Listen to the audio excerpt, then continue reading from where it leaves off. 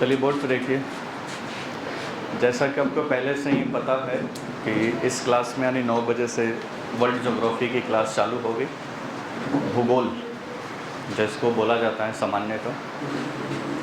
आज के क्लास में स्पेशली पूरा भूगोल का जितना सारा ओवरऑल सिलेबस है उसके बारे में हम बातचीत करेंगे कि विश्व का भूगोल वर्ल्ड ज्योग्राफी क्या होता है, फिर इंडियन ज्योग्राफी क्या होता है, विश्व ज्योग्राफी या विश्व भूगोल के भी अलग अलग पार्ट होते हैं, जैसे फिजिकल ज्योग्राफी होता है, ह्यूमन ज्योग्राफी होता है, रीजनल ज्योग्राफी होता है। इन सबों में क्या अंतर है, सबका अलग अलग किस प्रकार से सिलेबस डिफाइन किया गया है, क्योंकि कोई भी सब्जेक्ट पढ़ने से पहले एक सिलेबस का मोटा मोटी आइडिया थोड़ा सा होना चाहिए कि इस विषय के अंतर्गत कितनी सारी चीज़ें पढ़नी है।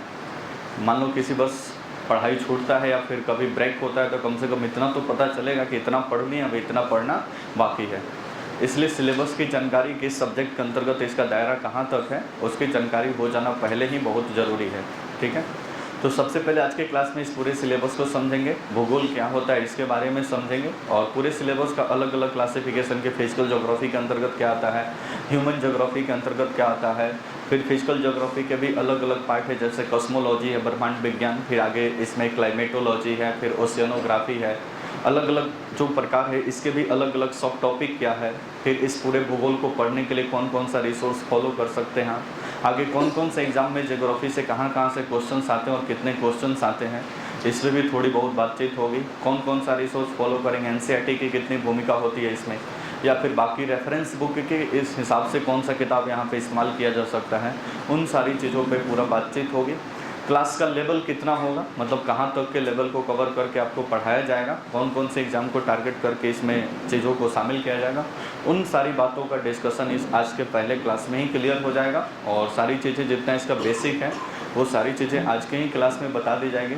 ये क्लास जो कि यूट्यूब पर भी रहेगा, तो अब जो एब्सेंट होंगे, क्योंकि ये इंट्रोडक्शन क्लास है इसको होना ज़रूरी है, क्योंकि बाकी जो एब्सेंट होंगे उसको यहाँ से भी देख सकते हैं।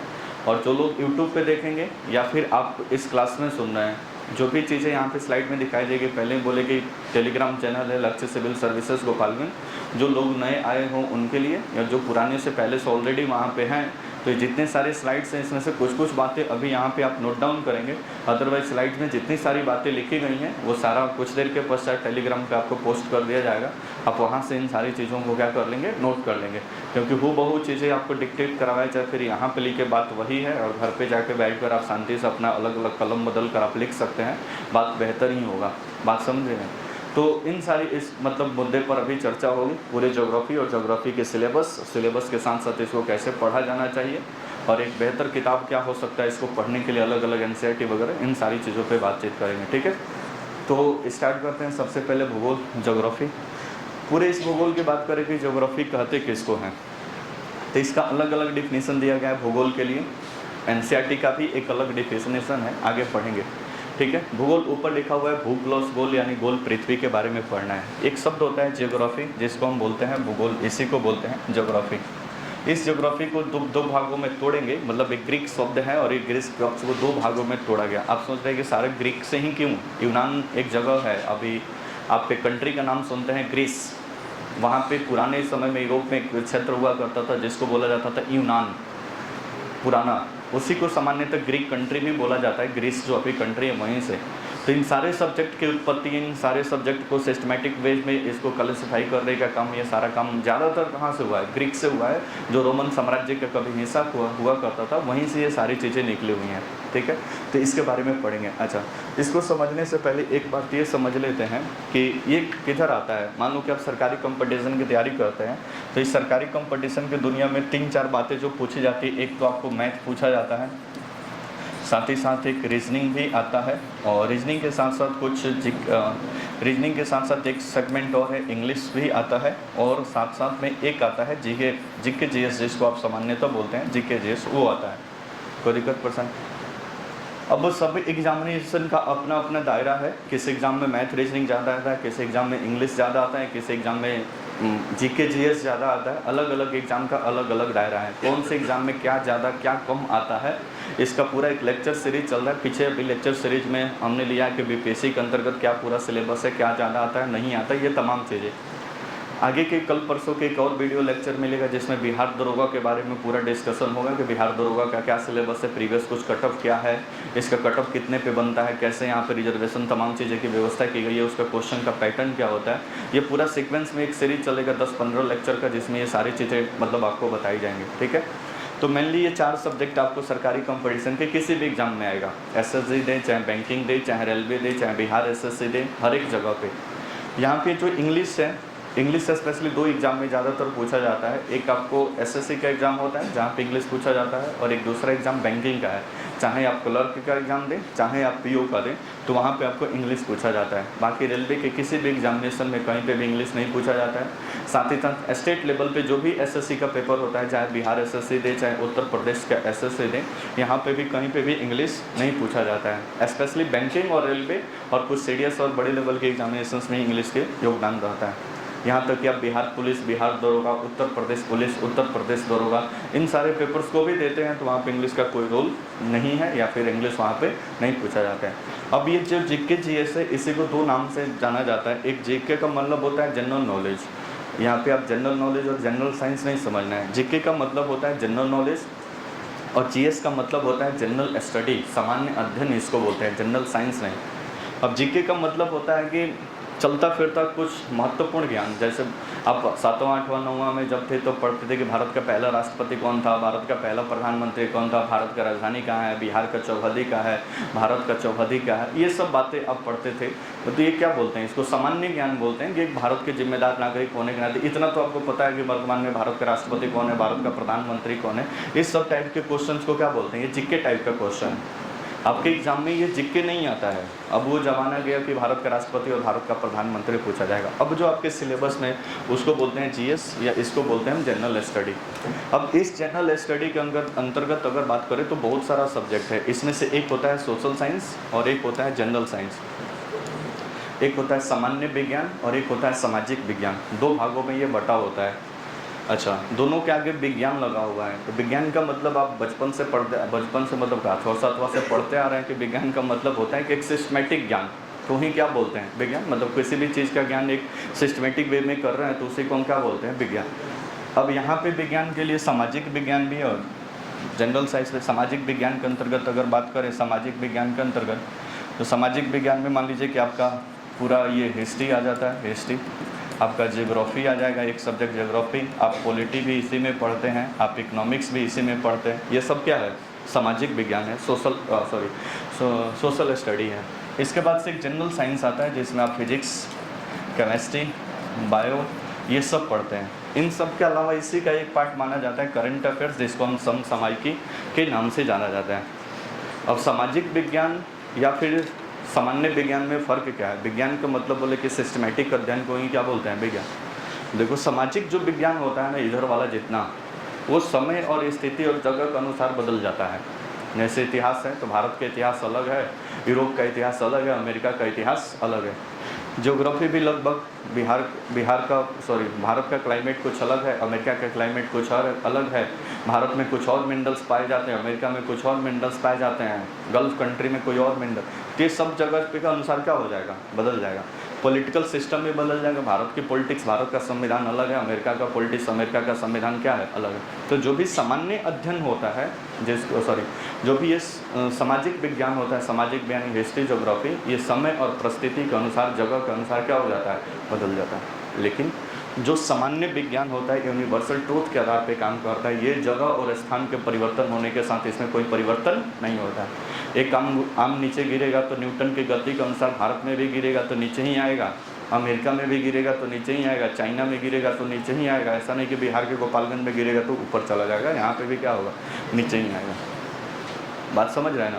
तो ये हमेशा एक मतलब सभी जगह पे क्या होगा, एक ही समान होगा। इसलिए इसको बोलते हैं सामान्य विज्ञान, या इसको बोलते हैं जनरल साइंस, जिसमें स्पेशली फिजिक्स, केमिस्ट्री, बायोलॉजी के बारे में पढ़ना होता है। यहाँ तो कोई दिक्कत। अब आपके एग्जामिनेशन में जो क्वेश्चन आता है वो पूरा सिलेबस के अंतर्गत जीएस है। मतलब पूरा सिलेबस अगर जीएस का कोई क्वेश्चन आ रहा है, जीके जीएस का क्वेश्चन आ रहा है, तो जीके जीएस के अंतर्गत ये 7-8% एक ही साथ आते हैं। हिस्ट्री है, ज्योग्राफी है, पॉलिटी है, इकोनॉमिक्स है, फिजिक्स है, केमिस्ट्री है, बायोलॉजी है, और एक होता है एस्थेटिक जीके। एस्थेटिक जीके जो हमेशा मतलब एक समान रहता है, वो नहीं बदलता है, ये है। और साथ ही साथ करंट अफेयर्स है। ये टोटल 8-9 सेगमेंट ये पूरा मिल कर आते हैं किस में, जीएस में। पहले तो ये बात समझ लीजिए। अब देखो, अब ये परसेंटेज वाइज पूछे जाते हैं। परसेंटेज वाइज मान लो कि एसएससी के एग्जाम में तो वहाँ पे मात्र 25 क्वेश्चन जीके जीएस से आते हैं, 25 क्वेश्चन। अब 25 क्वेश्चन में ये 9 पार्ट से कुछ ना कुछ क्वेश्चन उठा लेना है, बात समझ रहे ना। तो 2-3 क्वेश्चन इतिहास से, 2-3 क्वेश्चन ज्योग्राफी से, इक्का दुक्का क्वेश्चन पॉलिटी से, इक्का दुक्का क्वेश्चन फिजिक्स से, इक्का दुक्का क्वेश्चन केमिस्ट्री से, ऐसे ऐसे मिला के तब ना पहुँचेगा भाई कितना क्वेश्चन, 25 क्वेश्चन, बात समझे। जबकि मान लो कि दरोगा का पेपर, अब बिहार दरोगा का पेपर देखें जिसमें 100 क्वेश्चन आता है प्रिलिमिनरी एग्जाम में या पीटी के एग्जाम में, जिसमें 95 क्वेश्चन केवल जीके जीएस रहता है, 95 क्वेश्चन केवल जीके जीएस है। तो जाहिर सी बात है कि यहाँ पे क्वेश्चन का परसेंटेज, मतलब परसेंटेज तो वही होगा, क्वेश्चन की संख्या क्या हो जाएगा, बढ़ जाएगा। अब 25 में 9 भागों में बांटना था, अब 95 में 9 भागों में बांटना है। तो जाहिर सी बात है कि हिस्ट्री 10 से 15 क्वेश्चन, ज्योग्राफी 10 से 15 question, physics chemistry biology 7-8 question, तीनों का अलग अलग करके, बात समझ रहे हो ना। तो इस तरह से समझना है कि जीके जीएस जो है उसी जीके जीएस के अंतर्गत ये सारा सब्जेक्ट्स आता है और ये सारे सब्जेक्ट्स के बारे में आपको पढ़ना होता है। जैसा एग्ज़ाम है वैसे डेप्थनेस को ध्यान में रखते हुए इस एग्ज़ाम को पढ़ना है। मान लो कि एसएससी है तो फिर उसको केवल रट्टा मारो जिंदाबाद वाला पद्धति अपनाना पड़ता है। टू द पॉइंट फैक्ट जो है 2-4-5 क्वेश्चन का प्रैक्टिस काम खत्म। लेकिन दरोगा और बीपीएससी इस टाइप के क्वेश्चंस को, जहाँ पे जीके जीएस की भूमिका काफ़ी ज़्यादा है, हालांकि एसएससी में भी और मेंस में जीके जीएस को ला दिया है तो इसकी भूमिका को बढ़ा दिया है, लेकिन बाकी सब एग्जामिनेशंस के लिए अगर जाएंगे, बिहार एसएससी है तो 50 क्वेश्चन जीके जीएस का आता है, फिर बिहार दरोगा को दें तो 90 क्वेश्चन प्रीलिम्स में, 70 क्वेश्चन मेंस में, आपको पूरा ये जीके जीएस ही आएगा, बात समझ रहे हैं ना। बीपीएससी के 150 नंबर का पीटी का पेपर देते हैं जिसमें से 140 क्वेश्चन केवल क्या रहता है, जीके जीएस रहता है, बात समझ में। तो इस हिसाब से सभी एग्जामिनेशन का थोड़ा सा क्राइटेरिया अलग अलग है, लेकिन पूछता लगभग सारी चीज़ों से, थोड़ा बहुत सारी चीज़ों से पूछता है। तो जीके इतना तो बात समझ गए कि भाई जनरल स्टडी के अंतर्गत एक होता है सोशल साइंस और एक होता है जनरल साइंस। सोशल साइंस समय स्थिति जगह के अनुसार बदल जाता है, लेकिन जनरल साइंस समय स्थिति जगह के अनुसार उसमें कोई परिवर्तन नहीं आता है, ठीक है। तो अभी सोशल साइंस का ही एक सेगमेंट है जिसका नाम है भूगोल जिसका नाम है ज्योग्राफी या भूगोल। उस ज्योग्राफी या उस भूगोल के बारे में अब क्या करना है भाई, अध्ययन करना है। यहाँ तक कोई दिक्कत पर्सन, तो ठीक है। ये था आपका एक छोटा सा बेसिक इंट्रोडक्शन। नेक्स्ट बात करेंगे इस वाले स्लाइड पे। अब देखो भूगोल किसे कहते हैं, बोले कि ग्रीक 2 शब्दों से मिलकर बना होता है। एक का मतलब होता है जियो, दूसरा का मतलब होता है ग्राफिया। मतलब जियो प्लस ग्राफिया से मिलकर बना हुआ ये पूरा ज्योग्राफी। और जियो का मतलब होता है अर्थ या पृथ्वी, और ग्राफिया का मतलब होता है डिस्क्रिप्शंस या फिर इसी को बोलते हैं वर्णन। अब इन दोनों शब्दों को मिलाएंगे तो दोनों का निष्कर्ष यही निकलेगा, डिस्क्रिप्शन ऑफ द अर्थ या फिर पृथ्वी का वर्णन ही क्या कहलाता है, भूगोल कहलाता है। यानी पृथ्वी का वर्णन या पृथ्वी की व्याख्या या पृथ्वी के बारे में जानकारी हासिल करना, ये सब किसके अंतर्गत आता है, ज्योग्राफी या भूगोल के अंतर्गत आता है। कोई दिक्कत पड़ता है। ज्योग्राफी शब्द का या फादर ऑफ ज्योग्राफी किसको कहा जाता है, इस बात में काफ़ी डिबेट है। 2 व्यक्ति का नाम आता है, एक व्यक्ति हैं हिकेटियस और दूसरे व्यक्ति हैं इरेटोस्थनीज। इंग्लिश माध्यम का जितना सारा किताब देखेंगे या इंग्लिश मीडियम की जितनी सारी किताब देखेंगे, हालांकि इस जियोग्राफी शब्द का प्रयोग सबसे पहले इरेटोस्थनीज ने किया था। उनकी एक पुस्तक प्रकाशित हुई जिसका नाम था जियोग्राफिका, और उसी जियोग्राफिका से ये शब्द निकल कर आया जिसका नाम है ज्योग्राफी। इस हिसाब से फादर ऑफ ज्योग्राफी माना जाता है इरेटोस्थनीज को। लेकिन ये केवल इंग्लिश माध्यम की ही कुछ किताबों में ये दिया हुआ है कि फादर ऑफ ज्योग्राफी कौन है, इरेटोस्थनीज। वैसे ही कैटियस के भी एक किताब प्रकाशित हुई भूगोल के बारे में, इसलिए इनको भूगोल का पिता इनको भी बोला जाता है। तो भूगोल के पिता के रूप में दोनों लोगों को जाना जाता है। एक व्यक्ति हैं हिकेटियस और दूसरे व्यक्ति हैं इरेटोस्थनीज। आगे वाली स्लाइड में मिलेगा या आगे उसके बारे में लिखेंगे।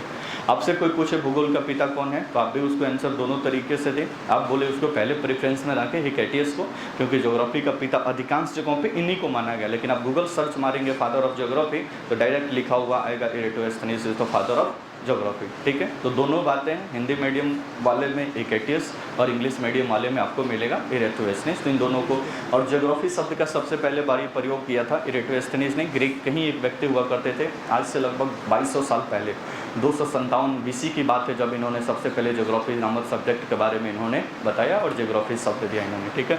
तो पृथ्वी का वर्णन या डिस्क्रिप्शन ऑफ द अर्थ, ये टोटल मिलाकर ये वाला भाग कहलाता है ज्योग्राफी। यानी इस पूरी ज्योग्राफी के बारे में, इस पूरे पृथ्वी और पृथ्वी के तमाम व्याख्याओं के बारे में पढ़ना है। और डिस्क्रिप्शन ऑफ द अर्थ या पृथ्वी का वर्णन करने का क्या मतलब है, मतलब इसमें क्या क्या चीज़ें देखनी है। डिस्क्रिप्शन ऑफ द अर्थ या पृथ्वी के वर्णन, बोल देखो तो मान लो कि जैसे ये पृथ्वी है, पृथ्वी अब डिस्क्रिप्शन ऑफ द अर्थ में अब क्या क्या पढ़ सकते हैं, तो सबसे पहले इस पृथ्वी की जो आंतरिक संरचना है, आंतरिक संरचना उसके बारे में पढ़ेंगे। भाई नीचे पृथ्वी के अंदर कौन कौन सी चीज़ें भरी पड़ी है उसके बारे में पढ़ेंगे। इसको जिस चैप्टर में पढ़ते हैं उस चैप्टर का नाम है जियोमॉर्फोलॉजी, या इसी को बोलते हैं भू आकृति विज्ञान, कोई दिक्कत पर्सन। उसके बाद से इस पृथ्वी के सरफेस के ऊपर पढ़ेंगे, इस सरफेस पे पर्वत, पठार, मैदान, ज्वालामुखी, भूकंप, ये सब कैसे आते हैं, ये सारी तमाम चीज़ें। तो एक तो इस पृथ्वी के अंदर, और दूसरा इसी में पढ़ते हैं पृथ्वी के सरफेस के ऊपर क्या है। पृथ्वी के सरफेस के ऊपर भी दो पार्ट है, एक भाग कुछ है जिसमें केवल क्या है, स्थल है, स्थलीय भाग है। पृथ्वी के कुछ भाग क्या है, जलीय है, यानी कुछ भाग पर क्या है, जल है। यानी पृथ्वी के लगभग 29% भाग पर क्या है, स्थल है, और बाकी 71% भाग पर क्या है, जल है। जब स्थल के बारे में पढ़ेंगे तो जियोमॉर्फोलॉजी का ही भाग है जिसका स्थल मंडल के रूप में पढ़ेंगे। चट्टान वगैरह, पर्वत क्या होता है, पठार क्या होता है, अलग अलग इसका प्रकार क्या होता है, कैसे ये बनते हैं, प्लेट टेक्टोनिक्स थ्योरी, महाद्वीपीय विस्थापन सिद्धांत, कॉन्टिनेंटल ड्रिफ्ट थ्योरी, ये सारी थ्योरी किस प्रकार से आई और किस तरह से इसको प्रतिपादित की गई, इसके बारे में पढ़ते हैं। ये वाले टॉपिक में जब पहुंचते हैं जलीय स्थिति में, तो इसको एक अलग ही सेगमेंट के अंतर्गत पढ़ते हैं जिसका नाम होता है ओशियनोग्राफी, या इसको बोलते हैं समुद्र विज्ञान। पूरा महासागरों के बारे में जानते हैं, फिर महासागरों के साथ साथ अलग अलग महासागरों का डिवीजन किस प्रकार से किया गया है, महासागरों के अंदर कौन कौन सा रिसोर्सेज पाए जाते हैं। यहीं पे आपको पूरी तरह से सुनामी वगैरह, महासागरीय धारा, ये सारी चीज़ें आ जाती है किस में, इस जलीय वाले क्षेत्र में। यहाँ तक कोई दिक्कत। देखें अब इस पृथ्वी के सरफेस से बाहर निकलेंगे, तो सरफेस से बाहर निकलेंगे तो यहाँ पे आपको गैसों का कुछ समूह मिलेगा, गैसों का समूह, जिसको हम क्या बोलते हैं, वायुमंडल बोलते हैं, वायुमंडल। तो एक ज्योग्राफी का एक ब्रांच या ज्योग्राफी का एक सेगमेंट होगा एटमॉस्फेयर, या जिसको हम क्लाइमेटोलॉजी या जलवायु विज्ञान के बारे में पढ़ते हैं कि पृथ्वी की जलवायु किस प्रकार से है, पूरा वायुमंडल क्या होता है, वायुमंडल के अलग अलग टाइप्स क्या होते हैं, इन सब के बारे में पढ़ते हैं। ये अलग सा टॉपिक है जिसका नाम है वायुमंडल विज्ञान, या इसी को बोलते हैं क्लाइमेटोलॉजी, या इसी को बोलते हैं जलवायु विज्ञान। कोई दिक्कत पर्सन। वायुमंडल एक लिमिट एरिया तक ही है, वायुमंडल लगभग 10,000 किलोमीटर, यहाँ से ऊपर जाएंगे तो 10,000 किलोमीटर तक वायुमंडल मिलेगा, और ऊपर जाएंगे तो पूरा ये खाली क्षेत्र मिलेगा जिसको हम बोलते हैं स्पेस, या जिसको हम बोलते हैं अंतरिक्ष।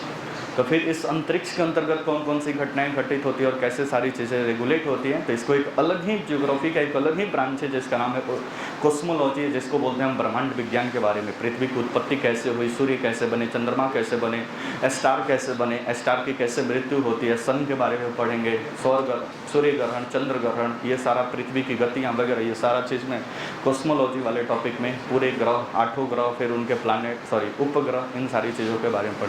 तो ओवरऑल देखें तो इस पृथ्वी के वर्णन के अंतर्गत 4-5 टॉपिक पढ़ना। एक तो जियोमॉर्फोलॉजी के अंतर्गत पृथ्वी के आंतरिक भाग और पृथ्वी के बाहरी भाग पर उपस्थित चट्टान, पठार वगैरह। उसके बाद से पृथ्वी के बाहरी वायुमंडल के पृथ्वी के ही ऊपर है जलीय भाग, तो इसको हम पढ़ेंगे ओशियनोग्राफी के अंतर्गत। फिर इसके बाहर के वायुमंडल को पढ़ेंगे हम क्लाइमेटोलॉजी के अंतर्गत। इस क्लाइमेट से बाहर अगर जाएं तो बाहर हमको मिलेगा स्पेस या अंतरिक्ष, इसको पढ़ेंगे हम कॉस्मोलॉजी के अंतर्गत। बस इतना ही सारी चीज़ें आपको वर्ल्ड ज्योग्राफी में पढ़ना है, स्पेशली फिजिकल ज्योग्राफी के अंतर्गत। या इसी 4-5 टॉपिक को मिलाकर संयुक्त रूप से बोला जाता है कि वर्ल्ड फिजिकल ज्योग्राफी है, या इसी को विश्व का भौतिक भूगोल के नाम से जाना जाता है। यहाँ तक कोई दिक्कत। जैसे इस स्लाइड में देखें, जैसे पृथ्वी का वर्णन का मतलब क्या, तो इसके इंटरनल पार्ट का जब अध्ययन करेंगे तो इसको हम जियोलॉजी या भूगर्भ शास्त्र के मतलब एक टॉपिक के नाम से जानते हैं। फिर इसके सतह, सरफेस पे अगर बात करें, सतह पे या सरफेस पे अगर बात करें, यहाँ पे सरफेस पे, तो यहाँ पे दो बातें, एक तो भू आकृति विज्ञान जिसको जियोमॉर्फोलॉजी बोलते हैं, और एक होता है ओशियनोग्राफी जिसको हम समुद्र विज्ञान पढ़ते हैं। यानी पृथ्वी की सतह के ऊपर स्थल के बारे में पढ़ेंगे, चट्टान वगैरह, और उसके बाद से तमाम जलीय क्षेत्र के बारे में पढ़ेंगे जिसको हम समुद्र विज्ञान के नाम से जानते हैं। उसके बाद से पृथ्वी का बाहरी आवरण, इसके पूरे सराउंडिंग में क्या है उसके बारे में पढ़ेंगे, और इस सराउंडिंग में सबसे पहले पढ़ेंगे हम वायुमंडल यानी क्लाइमेटोलॉजी, ये पूरा टॉपिक आएगा। उसके बाद से फिर कॉस्मोलॉजी जिसको हम ब्रह्मांड विज्ञान के नाम से जानते हैं। तो ये सारे पूरे टॉपिक आपको देखने को मिलेंगे इस जो मतलब डिस्क्रिप्शन ऑफ द अर्थ का मतलब कि पृथ्वी के आंतरिक भाग, पृथ्वी के सतह पर और पृथ्वी के पूरे आवरण में, ये पूरी चीज़ों को कैलकुलेट करते हैं तो आपको पूरा पृथ्वी का वर्णन समझ में आ जाएगा। पृथ्वी का वर्णन समझ में आ जाएगा तो एक सब्जेक्ट आपकी जानकारी में आ जाएगा जिसका नाम है भूगोल। यहाँ तक कोई दिक्कत पर्सन। नेक्स्ट इसका और डेप्थ डिस्कशन जाएँ तो इस पूरे भूगोल को देखो दो भागों में बांटा गया है। एक तो होता है विश्व का भूगोल और एक होता है भारत का भूगोल।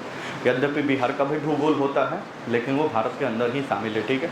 तो एक होता है विश्व का भूगोल और एक होता है भारत का भूगोल। अब इस पूरे विश्व के भूगोल को भी 3 पार्ट में बांटा गया है। एक होता है ये भौतिक भूगोल जिसको फिजिकल ज्योग्राफी बोलते हैं, एक होता है मानव भूगोल जिसको ह्यूमन ज्योग्राफी बोलते हैं, और एक होता है प्रादेशिक भूगोल जिसको हम रीजनल ज्योग्राफी के नाम से जानते हैं। तो ये टोटल मिलाकर कितने मतलब 3 पार्ट में वर्ल्ड ज्योग्राफी बटा हुआ है। अब इस फिजिकल ज्योग्राफी के अंतर्गत यानी बोले तो हम भौतिक भूगोल के अंतर्गत सबसे पहला टॉपिक पढ़ेंगे ब्रह्मांड विज्ञान के बारे में, कॉस्मोलॉजी के बारे में, कैसे ब्रह्मांड की उत्पत्ति हुई, ब्रह्मांड की उत्पत्ति के बाद से गैलेक्सी कैसे बने, ब्रह्मांड की उत्पत्ति के बाद से स्टार बने, स्टार के बाद से गैलेक्सी बने, गैलेक्सी के बाद से फिर धीरे धीरे प्लानेट वगैरह बने मतलब ग्रह बने, फिर उपग्रह बने, फिर मानव जीवन का कैसे उत्पत्ति हुआ, जीवन कब आया यहाँ पे पृथ्वी के ऊपर, ये विकास करते करते अभी होमो सेपियंस किस प्रकार से डेवलप हुआ, ये पूरा मानव का विकास इसमें देखने को मिलेगा। और तमाम 8 ग्रहों, बाकी सैटेलाइट्स, सूर्य ग्रहण, चंद्र ग्रहण, ये सारा टॉपिक आपको किस में आएगा, ब्रह्मांड विज्ञान में आएगा। इसमें एक आप थ्योरी पढ़ेंगे जिसका नाम है बिग बैंग थ्योरी या बिग बैंग सिद्धांत, जिसके विस्फोट के बाद से ये पूरा ब्रह्मांड का क्या हुआ है, निर्माण हुआ है। तो बिग बैंग थ्योरी आपको इसी में आएगा। दूसरा है आपका भू आकृति विज्ञान। ज्योग्राफी का या पूरे वर्ल्ड ज्योग्राफी या फिजिकल ज्योग्राफी का सबसे इंपॉर्टेंट अगर टॉपिक पूछेंगे तो इस भू विज्ञान के अंतर्गत आने वाला एक टॉपिक है जिसका नाम है प्लेट टेक्टोनिक्स थ्योरी। भू विज्ञान में सबसे पहले continental drift theory, Alfred Wegener का महाद्वीपीय विस्थापन सिद्धांत, और महाद्वीपीय विस्थापन के सिद्धांत एक सबसे बेस्ट थ्योरी आया दुनिया में जो आज सभी जगह पर एक्सेप्टेबल है, जिसका नाम है प्लेट टेक्टोनिक्स थ्योरी।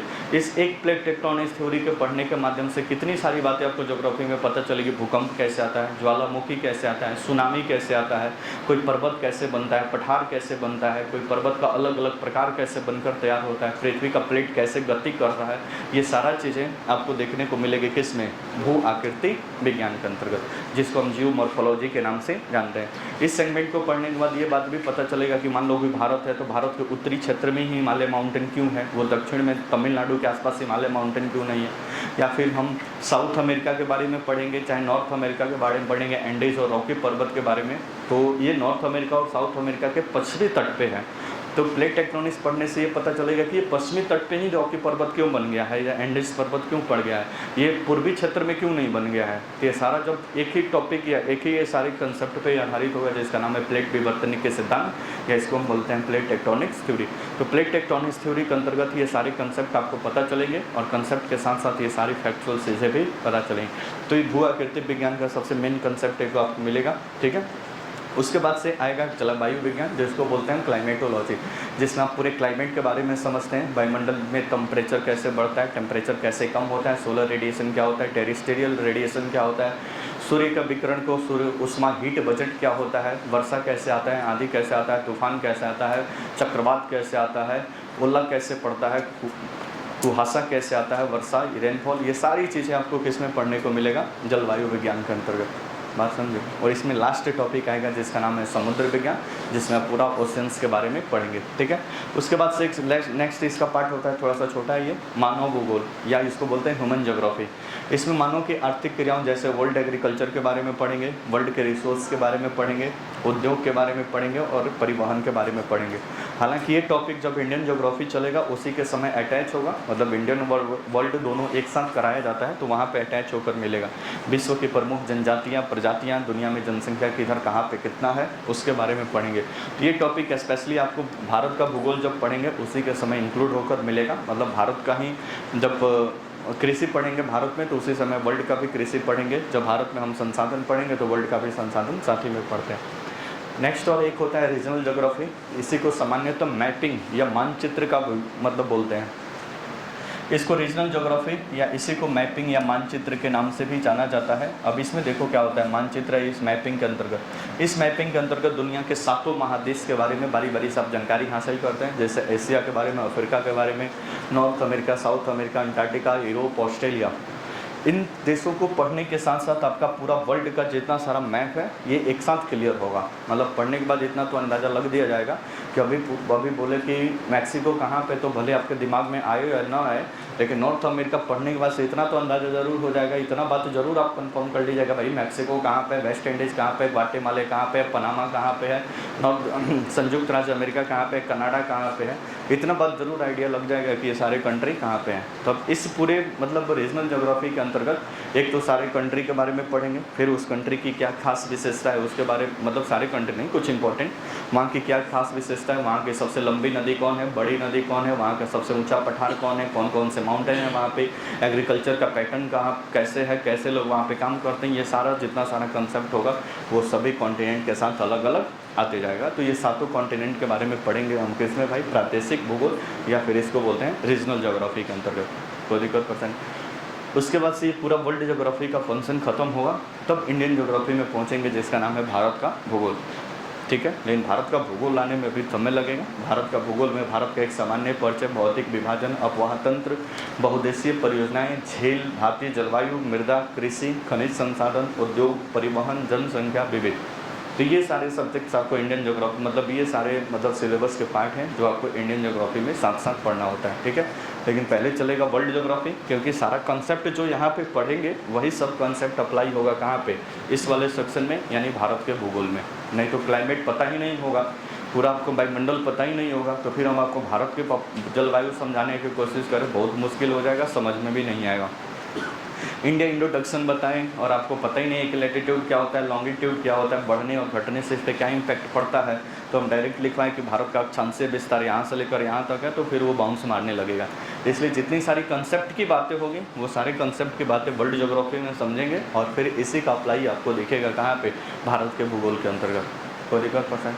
तो इस तरह से पूरा सिलेबस, अब इन चारों मतलब ये जो चार एरियाज हैं, ब्रह्मांड विज्ञान, फिर भू आकृति विज्ञान, जलवायु विज्ञान, इसका भी अलग से मतलब क्लासीफाई किया गया। जैसे सबसे पहले टॉपिक जो आपके क्लास में शुरू होगा वो होगा ब्रह्मांड विज्ञान, जिसको बोलते हैं हम कॉस्मोलॉजी।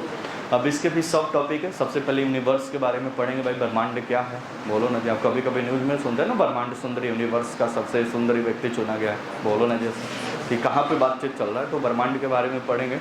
उसके बाद से गैलेक्सी, आकाशगंगा क्या होता है उसके बारे में पढ़ेंगे। स्टार के बारे में पढ़ेंगे, भाई कैसे बनते हैं, क्या होते हैं, सूर्य, इसी में आपको स्पेशली सन के बारे में पढ़ना होगा। फिर आपको प्लानिट, ग्रह के बारे में, फिर ग्रहों के चारों तरफ घूमने वाले कुछ सैटेलाइट जिसको हम उपग्रह बोलते हैं, तो उपग्रह के बारे में। फिर इनके घूमने की वजह से कुछ ग्रहण वगैरह भी लगता है, तो सोलर एक्लिप्स और लूनर एक्लिप्स, सौर्य ग्रहण और पार्थिव ग्रहण। उसके बाद से उल्का क्या होता है, उल्का पिंड क्या होता है, पुच्छल तारा, कॉमेट्स वगैरह क्या होते हैं, इनके बारे में हम समझेंगे। कोई दिक्कत परसेंट। तो ये वाला पूरा पार्ट आपको पढ़ना है किसमें, ब्रह्मांड विज्ञान है। नेक्स्ट बात करें तो आपका जो दूसरा टॉपिक सर दिखाए थे, इसमें इसका टॉपिक है भू आकृति विज्ञान, या इसको बोलते हैं जियोमॉर्फोलॉजी। इस जियोमॉर्फोलॉजी के पृथ्वी के आंतरिक संरचना इसमें पढ़ना है। फिर महाद्वीपीय विस्थापन सिद्धांत, अल्फ्रेड वगनर का पूरी तरह से सफल नहीं हो पाया महाद्वीपीय विस्थापन सिद्धांत, ये थ्योरी अपने आप को सिद्ध करने में सफल नहीं हो सकी कि माउंटेन और द्वीप कैसे बने हैं। तो फिर इसी का और थोड़ा सा एडवर्स मतलब विकसित रूप आया जिसका नाम है प्लेट विवर्तनी के सिद्धांत या प्लेट टेक्टोनिक सिद्धांत। दुनिया के बहुत सारे मतलब जो पर्वत, पठार, मैदान, ये सारी चीज़ें इसी थ्योरी से बाहर निकलेंगी। सुनामी, भूकंप, ज्वालामुखी, ये सारा कुछ इस पर डिपेंड होगा। भूकंप, सुनामी, ज्वालामुखी इसी में पढ़ेंगे, दोनों एक दूसरे से अटैच है। फिर विभिन्न प्रकार की स्थलाकृतियाँ, स्थलाकृतियाँ कहने का मतलब कि पर्वत क्या होता है, पठार क्या होता है, पर्वत के अलग अलग प्रकार, पठार के भी अलग अलग प्रकार, तो ये कौन कौन से क्षेत्र में पाए जाते हैं, ये सारा चीज़। तो इसमें पढ़ेंगे पर्वत बनता कैसे है, और इसमें पढ़ेंगे कि भाई पर्वत कितने प्रकार का, और ये तमाम चीज़ें। उसके बाद से लास्ट में इसमें हम पढ़ेंगे चट्टान एवं उसके प्रकार, मेटामॉर्फिक रॉक क्या होता है, आग्नेय चट्टान क्या होता है, अवसादी चट्टान क्या होता है, रूपांतरित चट्टान क्या होता है, इन तीनों में अंतर क्या है, ये सारी चीज़ें आएंगी आपको कहाँ पे, चट्टान और इसके प्रकार में। यहाँ तक कोई दिक्कत। तो ये पूरा टॉपिक आपको मिलेगा भू आकृति विज्ञान या फिर जियोमॉर्फोलॉजी के अंतर्गत। यहाँ तक कोई दिक्कत, बोलो ना जी।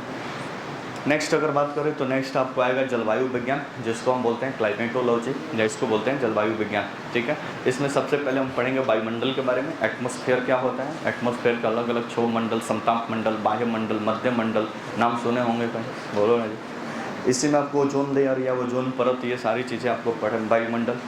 फिर सूर्य ताप एवं उसका बजट, सूर्य से जो एनर्जी रिलीज होती है पृथ्वी पर कितना एनर्जी पहुंचती है और फिर ये एनर्जी किस प्रकार से रिफ्लेक्ट होकर वापस चली जाती है, इसी को बोलते हैं हम हीट बजट। फिर तापमान का विभाजन, उष्ण कटिबंध क्या होता है, शीतोष्ण कटिबंध क्या होता है, शीत कटिबंध क्या होता है, पूरे अर्थ पे कैसे ये तापमान का विभाजन हुआ है, ये सारा चीज़ आएगा। फिर वायुदाब, एयर प्रेशर के बारे में, यानी वायुमंडल के समस्त परतों के द्वारा पृथ्वी की सतह पे जो बल लगाया जाता है उसे को हम क्या बोलते हैं, वायुदाब।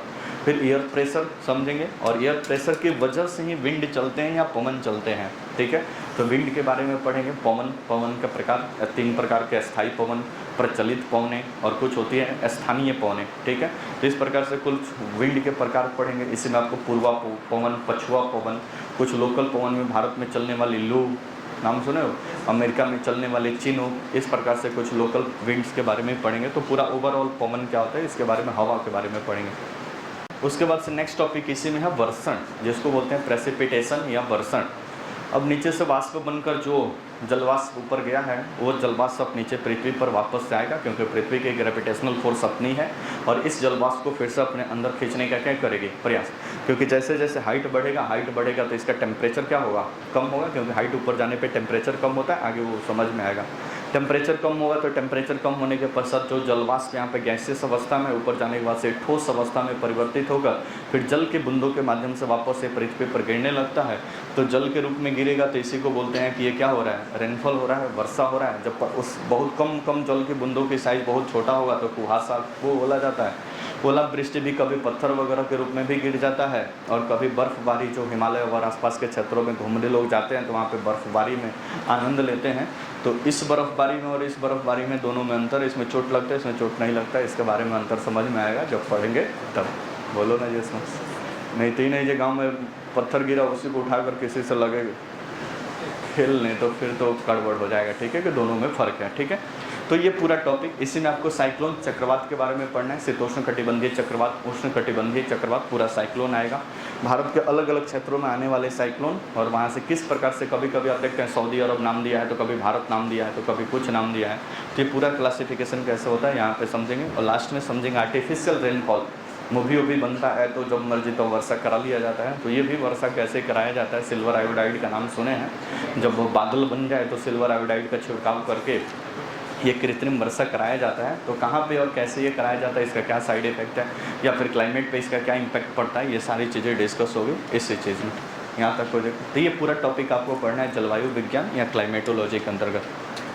नेक्स्ट बात करें तो नाम है इसका समुद्र विज्ञान, जिसको बोलते हैं हम ओशियनोग्राफी, यानी पृथ्वी की सतह पर जल का वितरण। अब पृथ्वी, हेलो कैमरा चल रहा है तो बात करना अलाउड नहीं है, इधर ध्यान दो। बोर्ड पर ध्यान दो भाई। समुद्र विज्ञान या फिर ओशियनोग्राफी। समुद्र विज्ञान के अंतर्गत पृथ्वी पर जल का वितरण, पूरा 100% जल कहाँ कहाँ पे, महासागर में कितने हैं, ग्लेशियर में कितने हैं, पीने वाले जल कितने उपस्थित हैं, यहाँ पे समझेंगे। यहीं पे कंसेप्ट आपको एक समझने में मिलेगा कि पृथ्वी पर अथाह पानी है, फिर भी पीने को पानी को खरीद कर 20 रुपये लीटर पिया जाता है। तो चारों तरफ पानी ही पानी है।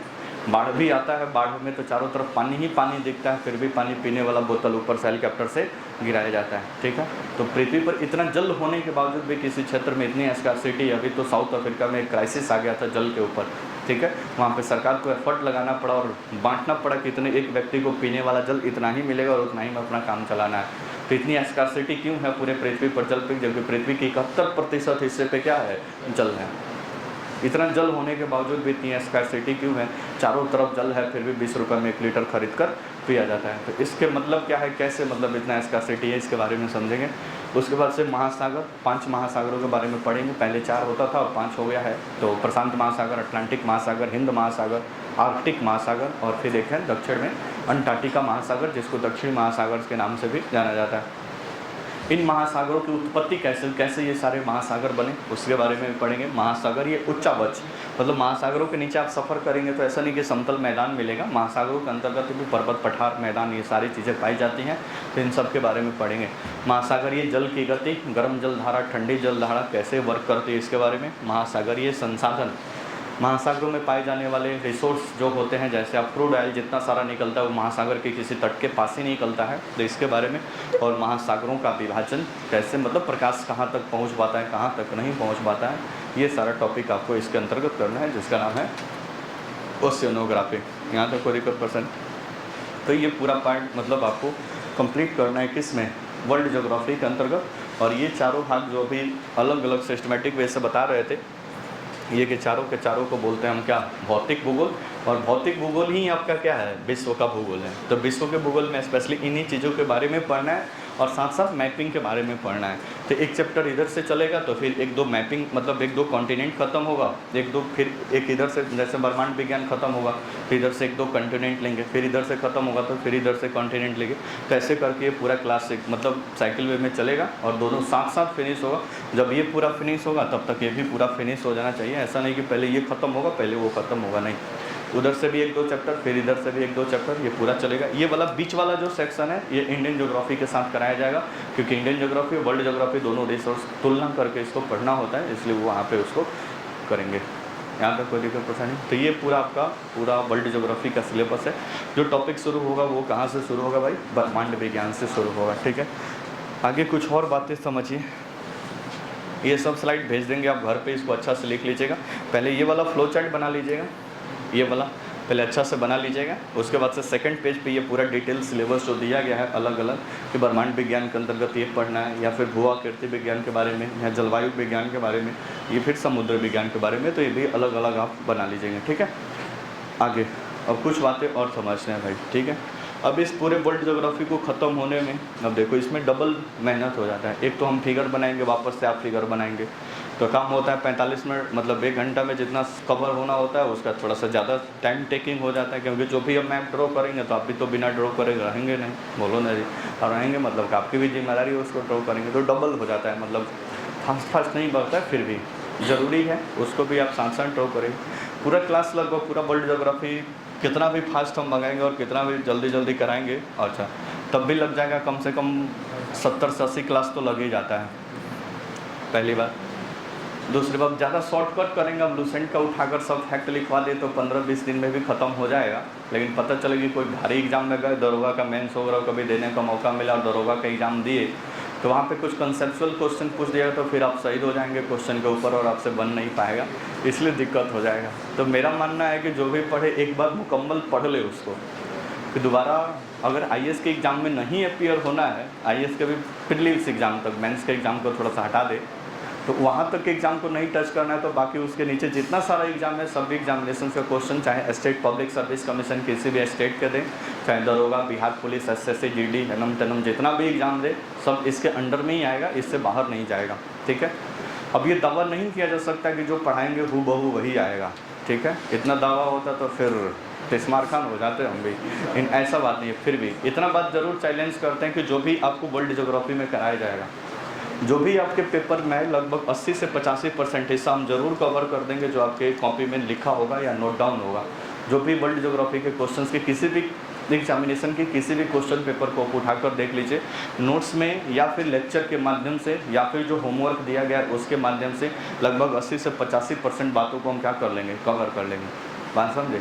इसलिए थोड़ा सा दिमाग में मतलब इस बात को भी रखना है, पहली बात। दूसरी बात कि जो भी काम हो एक बार मुकम्मल हो तो ही बेहतर है, बार बार करने में कोई विशेष फ़ायदा नहीं है, ठीक है। रट्टा मारो बार बार और समझने का काम एक बार, ठीक है। तो ये प्रसिद्ध कथन है, इसको भी थोड़ा सा दिमाग में, और रट्टा मारेंगे तो 2 दिन में 4 दिन में भूगोल खत्म हो जाएगा, लेकिन फिर प्रत्येक 10 दिन में उसको अपडेट भी करना पड़ेगा, ठीक है। आगे पढ़ेंगे पीछे वाला बोलते जाएंगे, पीछे पढ़ेंगे आगे वाला बोलते जाएंगे। इसलिए एक बार कंसेप्ट को पकड़ लेना है, कंसेप्ट समझ में, हेलो, गुफ्तगू करना सख्त माना है, नहीं तो बाहर इतना गर्मी में बैठ के क्यों गुफ्तगू करना, बाहर मस्त हवा चल रहा है, नहीं चल रहा है तो फिर चलवा के उधर बैठिए और आराम से हवा खाइए और आराम से बतियाइए। क्लास में बात करके 3 मिनट ले गए आप, 3 मिनट में कुछ और बात बोले होते, बात समझे ना। तो आपके चलते 2 आदमी के चलते इतना लोगों का मतलब भला नहीं हुआ, ठीक है। इसलिए इस बात को सोचिए, ठीक है। अपने हित के लिए दूसरे के इंटरेस्ट को मत ख़त्म करिए, ठीक है। बोर्ड पर देखिए, जो सपाट बोर्ड पर ध्यान दीजिए। तो क्या बोले कि एक बार मुकम्मल इसकी तैयारी हो जाना चाहिए, क्योंकि जब भी आपको कोई भी एग्ज़ाम में अपीयर हो एक बार पूरी तरह से नोट्स बनकर तैयार हो जाना चाहिए, क्योंकि जब भी आप एग्ज़ाम में आएगा तो नोट्स का ही क्या करेंगे, रिवीजन करेंगे। इसलिए एक प्रॉपर अच्छा से नोट्स बनाकर तैयार कर लेना है, और एक ही बार इस प्रकार से ज्योग्राफी पढ़ लेना है कि कम से कम हाईएस्ट से हाईएस्ट लेवल के एग्जाम को आप एक ही बार में पकड़ लें। बाद में उसको रिवीजन करते रहें, रिवीजन करते रहें, रिवीजन करते रहें, और ज़रूरत के समय रिवीजन करके ही काम चलाएं। ऐसा नहीं कि एग्जाम आए तो फिर दोबारा से वर्ल्ड ज्योग्राफी पढ़ना है, ऐसा काम नहीं होना चाहिए, बात समझे ना, बोलो ना जी। तर्कस में सभी प्रकार का तीर होना चाहिए, इस्तेमाल उसी का करना है जैसा दुश्मन हो, बोलो ना जैसा, मतलब तुरीड़ में सब प्रकार का वाण रहना चाहिए, लेकिन इस्तेमाल उसी को करना है जैसा दुश्मन हो। मान लो भारत सरकार भी मिसाइल बना कर रखती है, तो सभी प्रकार का मिसाइल है, छोटा मोटा मिसाइल है 10-20 किलोमीटर दूरी मार करने वाला, कि पाकिस्तान के आसपास कहीं मारना हो, या फिर चाइना बगल में उधर टपकाना हो, तो 30-40 किलोमीटर वाला भी है। लेकिन उत्तर कोरिया कोई गुस्ताखी करे तो 5000 किलोमीटर तक इस कॉन्टिनेंट से उस कॉन्टिनेंट में पहुंचा देना हो, उस टाइप का भी मिसाइल है। तो बनाकर सब रखा गया, ज़रूरत के समय इसका क्या किया जाता है, इस्तेमाल किया जाता है। तो वैसे ही तर्कस में तीर सब रखना है। हो सकता है कि कभी दरोगा का एग्ज़ाम देना पड़ जाए, कभी बिहार पुलिस का एग्ज़ाम देना पड़ जाए, उस हिसाब से इसमें से क्या करना है, निकालना है, कोई दिक्कत परेशानी। घर पे आपको पता है कि अचार एक बार ही बनता है और उसको खाया जाता है बार बार, साल भर नहीं 2-3 साल तक खाया जाता है। तो वैसे ही आपका नोट्स बनेगा एक ही बार, और कुछ सालों तक जब तक आप एग्ज़ाम पास नहीं कर पाते हैं तब तक इस नोट्स का क्या होगा, इस्तेमाल होगा। ठीक है, तो इसलिए बढ़िया से आप अपना नोट्स वगैरह तैयार करिएगा और बढ़िया से साथ साथ आगे बढ़ते रहिएगा। वो प्लेन पेज जो होता है ना, कॉपी का प्लेन पेज, आप उस पर बेहतर मतलब आप उस पर अगर लिखते हैं, क्योंकि इसमें बहुत सारे फिगर वगैरह ड्रॉ करना पड़ेगा, तो और बेहतर तरीके से हो सकता है, कोई दिक्कत परेशानी। साथ में 2-3 कलर का पेन रखें, एक लाल, ब्लैक और इस तरह से, क्योंकि जब भी आप फिगर वगैरह बनाएं तो थोड़ा सा उसमें अलग अलग वैरायटी दिखेगा, तो थोड़ा सा पढ़ने में इंटरेस्टिंग लगता है। और ये तमाम बातें बोर्ड पर देखो। नेक्स्ट, रिसोर्स कौन सा फॉलो करेंगे बोर्ड पर देखो। किताब कौन कौन सा पढ़ना है, अगर पढ़ने का घर पे विचार करें तो। हेलो,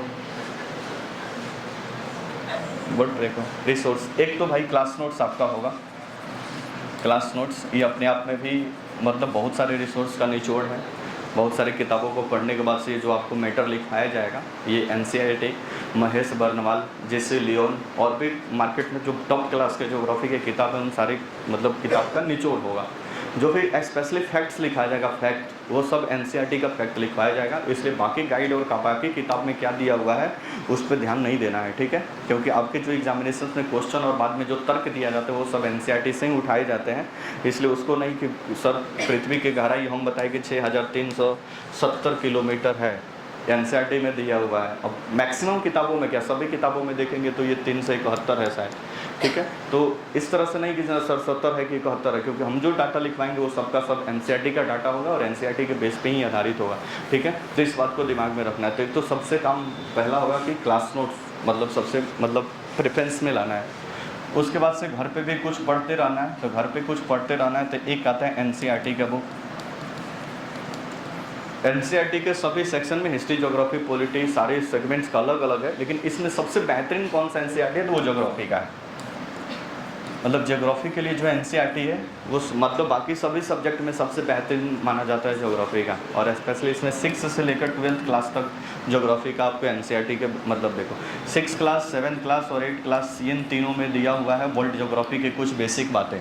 जैसे 6 क्लास का खोलोगे तो पहले ही आपको कॉस्मोलॉजी, ग्रह वगैरह के बारे में मिलेगा, बहुत पतला पतला किताब है, 40-50 पेज का है। फिर 9th क्लास में जाएंगे तो इंडियन ज्योग्राफी मिलेगा, और 10th क्लास में जाएंगे तो इंडियन ज्योग्राफी मिलेगा। वैसे ही 11th में भी 2 किताब मिलेगा, ये दोनों वर्ल्ड ज्योग्राफी के ऊपर है, और 12th में भी 2 किताब मिलेगा, ये दोनों इंडियन ज्योग्राफी के ऊपर है। तो अभी आप किताब लेना चाहें तो बहुत आपके बेसिक नॉलेज चाहिए, बहुत अभी जीरो लेवल पे हैं, आप ज्योग्राफी के बारे में कुछ नहीं जानते हैं, तो अब आप 6, 7, 8 का एनसीईआरटी को भी पढ़ लें एक बार, और उसको थोड़ा सा जानकारी के लिए आपको हेल्पफुल रहेगा। अगर आपका थोड़ा सा बहुत पहले से पढ़े हुए हैं तो आप डायरेक्ट 11th क्लास का 2 बुक आता है ज्योग्राफी का, ये दोनों जरूर रखना है, और ये 5 किताबों में वर्ल्ड ज्योग्राफी के बारे में दिया हुआ है। ठीक है, तो एनसीईआरटी का 6, 7, 8 और फिर यहाँ पे 11th क्लास का ज्योग्राफी का पार्ट 1 और ज्योग्राफी का पार्ट 2, ये टोटल 5 किताबों में केवल वर्ल्ड ज्योग्राफी के बारे में बताया गया है। यहाँ तक कोई दिक्कत, बाकी ये 9, 10th या फिर 12th के दोनों किताबों, ये 2-4 किताबों में पूरा इंडियन ज्योग्राफी के बारे में बताया गया है। ठीक है, तो नोट्स और नोट्स के अलावा ये एनसीईआरटी का आपको व्यवस्था कर लेना है। तो रिसोर्स हुआ दूसरा, कोई दिक्कत। तीसरा रिसोर्स, किताब एक घर पे अगर पढ़ना चाहें, अगर आपको दरोगा के लेवल से नीचे पेपर देना है, SSC, GD, Bihar police constable इस टाइप का पेपर देना है, तो लुसेंट महाराज काफ़ी है, लुसेंट। फिर दूसरा कोई किताब की आवश्यकता नहीं है एसएससी, बिहार पुलिस के लेवल पे। लेकिन अगर इसे थोड़ा सा अपर लेवल पे जाना है, दरोगा का भी अगर पेपर देना है, बीपीएससी वगैरह का पेपर देना है, तब एक महेश बर्नवाल का बुक आता है, महेश बर्नवाल का 2 बुक है, एक है एनसीईआरटी का सार, वो नहीं लेना है। इसका एक डिस्क्रिप्टिव बुक है, डिस्क्रिप्टिव पूरा लैंग्वेज में लिखा हुआ है, जिसमें वर्ल्ड ज्योग्राफी और इंडियन ज्योग्राफी दोनों है। 13वां या 14वां संस्करण अभी मार्केट में उपलब्ध है, उसको आप परचेज करेंगे। इसके अलावा अब कुछ भी नहीं चाहिए आपको किताब पढ़ने के लिए। ठीक है, तो बिहार पुलिस लेवल पे तो लुसेंट काफ़ी है। अगर इससे थोड़ा सा हायर लेवल, अच्छा लुसेंट तो भाई सब किसी के पास होता है, और इसके हायर लेवल पे कोई किताब चाहिए तो महेश बर्नवाल का भूगोल का किताब आता है, इतना मोटा अच्छा खासा किताब है, वर्ल्ड ज्योग्राफी और इंडियन ज्योग्राफी। और भी बहुत सारे राइटर का है, लेकिन ये आसान लैंग्वेज में सारी बातें लिखी गई हैं। माजिद हुसैन, जैसे लियोन, बाकी भी अलग अलग ऑथर्स के हैं, लेकिन महेश बर्नवाल ठीक ठाक है और सारी चीज़ें इसमें कवर की गई है, और साथ ही साथ इसमें वर्ल्ड ज्योग्राफी और इंडियन ज्योग्राफी दोनों दे दिया है, तो एक काम ये भी आसान हो जाता है। तो महेश बर्नवाल का किताब ले लेंगे। ये होगा किताब। प्रैक्टिस, क्वेश्चन प्रैक्टिस करने के लिए कुछ चाहिए भाई। मान लीजिए जो चैप्टर पढ़े तो उसको तो ये भी तो पता होना है भाई मास्टर साहब जो पढ़ाए वो आता भी है कि ऐसे ही हवाबाजी करके निकल गए, बोलो नहीं। ये पता होना चाहिए कि क्वेश्चन भी आता है कि नहीं आता है। अपने आप को जांच परखने के लिए कि कॉस्मोलॉजी ख़त्म और पता चला कि कॉस्मोलॉजी के क्वेश्चन ही नहीं बन रहा है, तभी मामला फंस जाएगा। तो अपने को जांच परख के लिए, समय समय पर अपने आप को टेस्ट करने के लिए प्रैक्टिस के बुक में एक तो लूसेंट है, छोटे मोटे एग्जामिनेशंस के लेवल पे हैं तो लूसेंट आप ले लीजिए। लूसेंट लेंगे तो एक फ़ायदा होगा कि इसमें history, geography, polity, economics, general science सारा चीज़ आ जाएगा। एक तो ये फ़ायदा है इसका लूसेंट का कि सारा चीज़ आ जाएगा। और फिर थोड़ा सा और अपर लेवल पे जाना चाहते हैं आप, बीपीएससी और दरोगा के पेपर में मतलब जाना चाहते हैं, तब आप घटना चक्र को प्रेफर करें। घटना चक्र अलग अलग सब्जेक्ट का अलग अलग आता है, भूगोल का अलग, हिस्ट्री का अलग, सबका अलग अलग आता है। 2023 इसका आ गया घटना चक्र ज्योग्राफी 2023 मार्केट में उपलब्ध है यहाँ पे थोड़ा, ठीक है, तो इसको ले लीजिएगा। ठीक है, बोलने वाले थे कुछ बात लेकिन वीडियो में रिकॉर्ड हो जाएगा इसलिए नहीं बोले। ठीक है, इधर देखिए, बात समझ में। तो घटना चक्र बस इतना ही किताब आपको टोटल लेना है, बाकी कुछ नहीं करना है, कोई दिक्कत परेशानी। बाकी सारा चीज़ एक का तुक्का किताब इधर उधर जितना सारा बात होगा वो सब आपके नोट्स में शामिल होता जाएगा, कोई दिक्कत परेशानी। तो क्लास नोट्स प्लस एनसीईआरटी और प्लस एक रेफरेंस बुक, ये 3 चीज़ों को बस रखना है। बाकी भूगोल के बारे में मतलब अगर कोई किताब देख लेंगे तो समझिए भूगोल का किताब नहीं है, इसको नहीं खरीदना है। और मार्केट में गए और तो वो बहुत चमकने वाला किताब दिख गया कि यहाँ पे यार ये बहुत इसका लाल पीला उसमें लिखा गया है भूगोल है, तो ऐसा नहीं कि उठा कर लेकर चले आ जाना है, नहीं। 10 किताब को 10 बार पढ़ने से बेहतर है कि एक किताब को 10 बार पढ़ा जाए, वो ज़्यादा बेहतर रहता है। अच्छा, कोई भी किताब कंप्लीट 100% कोई भी रिजल्ट नहीं देता है, 100% सारी चीज़ें उसी में रहेगा और रिजल्ट भी 100% पे नहीं होता, ये भी बात पता है भाई। कटअप कभी 100 में 100 तो बनता नहीं है, तो 2, 4, 5, 10 क्वेश्चन मार्जिन तो हमेशा रहता है। ठीक है, 3 सारे रिसोर्स को साथ ही साथ आपको देखते समझते रहना है, पहली बात। तो दूसरी बात क्या है, दूसरी बात अब सुनिए। जो 3 बातें हमेशा बोला जाता है कि इन 3 बातों को फॉलो करना है, और जो नहीं फॉलो किया वो अपना बर्बादी करेगा, हमारा क्या भाई, बोलो ना जी।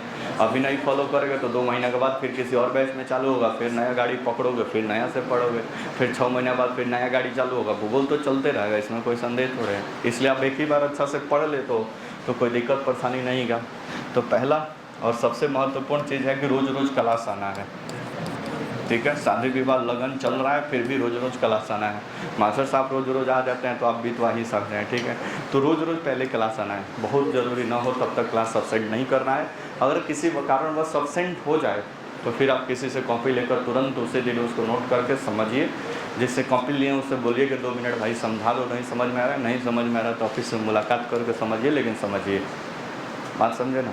तो पहले तो रोज़ रोज़ क्लास आना है। दूसरा, एक रेफरेंस बुक घर पे ज़रूर पढ़ना है, नहीं पढ़ेंगे तो अपना खुद का हानि पहुंचाएंगे, हमारा क्या भाई, बोलो ना। जैसे आपके लिए ही पढ़ेंगे तो अपना ही नॉलेज बढ़ेगा। तो एक रेफरेंस बुक, आप लूसेंट पढ़े तो लूसेंट, या फिर महेश बर्नवाल पढ़े तो महेश बर्नवाल, या फिर एनसीईआरटी का कौन सा चैप्टर कहाँ पे आएगा वो तो हम बताते जाएंगे कि ये चैप्टर पढ़ के आना है, वो उतना काम हम वो करा लेंगे, उसका टेंशन मत लीजिए, किताब बोल रहा है। तो वो रेफरेंस बुक घर पर क्या करना है, पढ़ना है।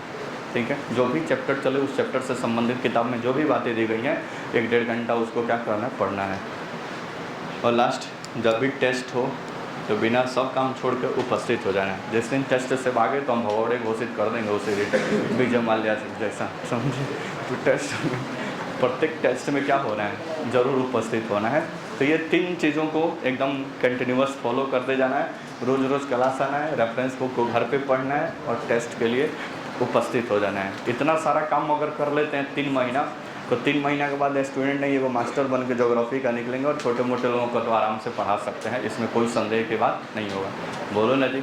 और भूगोल का कहीं टीचर की आवश्यकता होगी तो आप पढ़ाना चाहते तो पढ़ा सकते हैं, इतना ज़रूर पढ़ लेंगे। भूगोल के टीचर की आवश्यकता मतलब क्या, वैसे थोड़े कि कंपटीशन का तैयारी कराने लगेंगे। ठीक है, 6वां 7वां में भी ज्योग्राफी, 6, 7, 8 में भी ज्योग्राफी पूछता है। प्राइवेट स्कूल में बहुत सारी डिमांड है सोशल साइंस के सब्जेक्ट पढ़ाने वाले लोगों के लिए, मतलब उनके, और काफ़ी अच्छा खासा 2-3 घंटा का 7-8 हज़ार 10 रुपये मिल जाता है अगर बढ़िया से नॉलेज आपका जीके जीएस मतलब ये सोशल साइंस के ऊपर और थोड़ा सा इंग्लिश माध्यम आप पढ़ा लेते हैं तो आइडिया पूरा नहीं है, एक बार बढ़िया से पढ़ लेना चाहिए। नहीं तो समझाते समझाते आप ही ग्रह और उपग्रह में आप ही कन्फ्यूज हो गए तो फिर बच्चा सब 9वां 10वां का कैसा होता है पता ही आपको, ऊपरी रख देगा। ठीक है, इस लेवल का। तो 3-4 महीना साथ में ये पढ़िए वर्ल्ड ज्योग्राफी। 3 महीने के बाद इतना नॉलेज तो ज़रूर हो जाएगा पूरे वर्ल्ड के मानचित्र का, और साथ ही साथ जितने ये कंसेप्ट बेस वाली चीज़ें हैं ये सारी चीज़ें आपके गिरफ्त में आ जाएगी। और आगामी जो भी एग्ज़ाम में आप ज्योग्राफी का क्वेश्चन पाएंगे वो आगामी जो भी एग्ज़ाम आप देंगे और जहाँ पे ज्योग्राफी का क्वेश्चन आएगा अच्छा से पढ़ लिए हैं तो चीज़ें आपके गिरफ्त में रहेंगी, पहली बात। और दूसरी और सबसे महत्वपूर्ण बात, कान खोलकर ध्यान से सुनिए, कितना भी पढ़ लें और कितना भी सीख लें और कितना भी जान लें, जब तक रिवीजन नहीं होगा तब तक उसका कोई औचित्य नहीं है। बात समझे? रिवीजन यानी उसको दोबारा पढ़ना। कितना भी बेहतरीन प्लेट टेक्टोनिक्स थ्योरी पढ़ा देंगे 5 दिन आपको काफ़ी बेहतरीन तरीके से याद आएगा, एकदम पूरा धुआंधार। कोई पूछ दे तो पूछ के पछताएगा कि कहाँ से प्लेट टेक्टोनिक्स पूछे। लेकिन क्या 20 दिन के बाद उतना ही बात याद रहेगा आपको? ये मैटर करता है कि 20 दिन के बाद, 50 दिन के बाद, साल भर के बाद, 6 महीने के बाद जब आप पेपर दे तो कितना इसमें से आ जाता है, वो मैटर करता है। और इसके लिए सबसे मेन चीज़ है कि आपका क्या होना चाहिए, रिवीजन होना चाहिए। पढ़ के एक बार ठिकाने लगा देने से काम नहीं चलता है। बाल में भी बाल को झाड़ने के लिए बार कंघी मारना पड़ता है और इधर देखना पड़ता है, इधर फिर ऐसे कैसे बहुत, तब जाके बाल सेट होता है। बात समझे ना? अब एक बार पढ़ के और चाहेंगे कि 30 मार्क खान हो जाए, पॉसिबल नहीं है। इसको 8 बार 10 बार बहुत बार रिवीजन करना पड़ेगा, तब जाके चीज़ें आपकी पकड़ में आएंगी, तब जाकर एग्जामिनेशन का क्वेश्चन क्या होगा, हैंडल होगा। ठीक है, तो इस बात को भी दिमाग में रखना है, रिवीजन। नहीं तो कितना भी पढ़ ले, कितना भी हम समझा ले, सब कुछ जान ले, अगर रिवीजन आपका नहीं है तो फिर पढ़ने का कोई मतलब नहीं है। 2 महीने के बाद सारा भूल के सब खत्म कर दे होंगे और 2 महीने बाद हम ही पूछेंगे भूगोल में क्या क्या चीज़ पढ़ना होता है, तो आप ही बोल जाएंगे कि फादर ऑफ ज्योग्राफी कौन है। बात समझे ना? इसलिए रिवीजन भी बहुत एक महत्वपूर्ण चीज़ है पढ़ाई की दुनिया में, और रिवीजन भी साथ साथ होते रहना चाहिए। यहाँ तक कोई दिक्कत परेशानी बोलो ना जी। तो ये सारा आपका पूरा सिलेबस है और पूरे डायमेंशंस है, कैसे पढ़ना है, कैसे करना है, पूरा सिलेबस क्या है, कौन कौन सा रिसोर्स फॉलो करना है, क्लास कितना दिन तक वर्ल्ड ज्योग्राफी का चलेगा, ये सारी चीज़ें। अच्छा, एक चीज़ भूल गए, एटलस लेना है एक तो। एटलस का नाम सुने हैं? ठीक है, जिसमें पूरा विश्व का मानचित्र। हेलो, और जिसको दरोगा और बीपीएससी लेवल पे जाना है उसको तो ले ही लेना है, उसको मतलब ऑप्शनल नहीं है। बाकी एसएससी वाला और बाकी छोटे मोटे एग्जाम के लिए आपके ऊपर डिपेंड करता है, 9 भी लेंगे तो कोई ज़्यादा फर्क नहीं पड़ेगा। लेकिन बाकी दरोगा वरोगा उससे ऊपर जाना है तो आपके पास एक एटलस होना चाहिए। और उनसे जो, हालांकि जब हम मैपिंग करवाएंगे तो एक मैप आपको देंगे साथ साथ वहाँ पे, मतलब थोड़े से लोकेशंस को दिमाग में लाने के लिए, या फिर तो अब मैप तो दिखाया जा सकता है आपको, बोर्ड पे ही सारे लोकेशंस को बताएंगे। लेकिन आपके पास किताब होता है तो थोड़ा सा उसमें पढ़ के और देख के और जब ज़रूरत हो उसका इस्तेमाल। ठीक, एटलस ऑक्सफोर्ड स्कूल एटलस आता है, आप इसको भी साथ में रख लेंगे, ये काम कर लेना है। ठीक है, और दूसरा काम, अभी जाते वक्त इधर से निकलिएगा तो बगल में पंडित जी का दुकान है, वहाँ से एक वो मैप खरीद लेना है। ठीक है, पैसा नहीं होगा, पड़ोसी वाले से ले लीजिएगा। ठीक है, मैप, हेलो, वर्ल्ड का पॉलिटिकल मैप 2 प्रकार का होता है, दिखा रहे हैं हम आपको।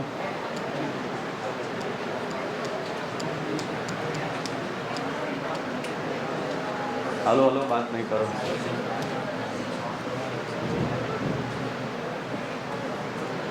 दो प्रकार का मैप होता है, एक को बोलते हैं पॉलिटिकल और एक को बोलते हैं फिजिकल।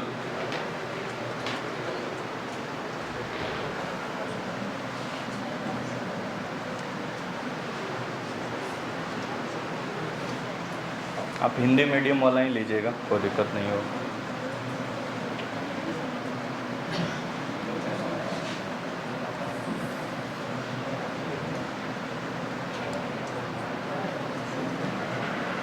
मोट पे देखो, ये है वर्ल्ड का पॉलिटिकल मैप, जिसको बोलते हैं वर्ल्ड राजनीतिक, विश्व राजनीतिक मानचित्र, जिसमें सभी कंट्री का रेखा खींच दिया गया। जैसे भारत है तो भारत का अलग है, मंगोलिया है तो मंगोलिया का अलग है, कजाकिस्तान का अलग है, संयुक्त राज्य अमेरिका का अलग है, कनाडा का अलग है। सबका बाउंड्री क्या होता है, खींचा रहता है। एक होता है फिजिकल मैप, जिसमें कोई बाउंड्री ड्रॉ नहीं रहता है, और इसमें जैसे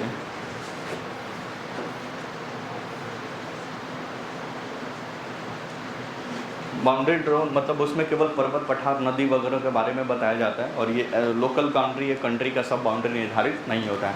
तो आपको जाकर एगो कहीं से भी व्यवस्था कर लेना है। ये देखो वर्ल्ड पॉलिटिकल मैप ही लेना है, वो वाला मत खरीद लेना, देखो खोजते रह जाएंगे। तो वर्ल्ड पॉलिटिकल में आज घर पे जाके आपके बगल वाले मतलब जहाँ पढ़ते हैं वहीं पे लगा लीजिए, बगल वाले रूम में मत लगा लीजिए। अगर रात को 10 बजे देखना है तो वो छोड़ो भाई, थोड़ा सा देखना है, ठीक है, ऐसा काम नहीं होना चाहिए। तो जहाँ पढ़ते हो वहीं पे स्टडी टेबल के पास आप इसको क्या कर ले लगा लें, और 10 रुपये एक्स्ट्रा खर्च करके बड़ा वाला लीजिएगा, इतना बड़ा वाला, यानी जो 10 रुपये वाला इतना बड़ा खरीद लिए और बार बार कुर्सी से उठ कर देख रहे हैं कि कहाँ है मंगोलिया, और फ्लैश लाइट खोज के सऊदी अरब खोज रहे हो कि कहाँ है, ठीक है। तो ये वाला हरकत ना करना, 20-25 रुपये में आएगा इतना बड़ा वाला, वो खरीद कर जरूर आपको इसको लगा लेना है, ठीक है। हेलो, बात नहीं करो, तो इतना सारा काम आपको कर लेना है। उसके बाद से कल से टॉपिक आपका शुरू होगा जिसका नाम है हेलो बिल ऑपरेटर मत रुक जाओ। कल से टॉपिक स्टार्ट होगा जिसका नाम है क्लाइमेटोलॉजी या फिर कोस्मोलॉजी स्टार्ट होगा, ब्रह्मांड विज्ञान, पृथ्वी की उत्पत्ति वगैरह, ब्रह्मांड कैसे बना, ग्रह उपग्रह, इन तमाम चीज़ों के बारे में उसके बारे में पढ़ेंगे, ठीक है। बोलो नहीं।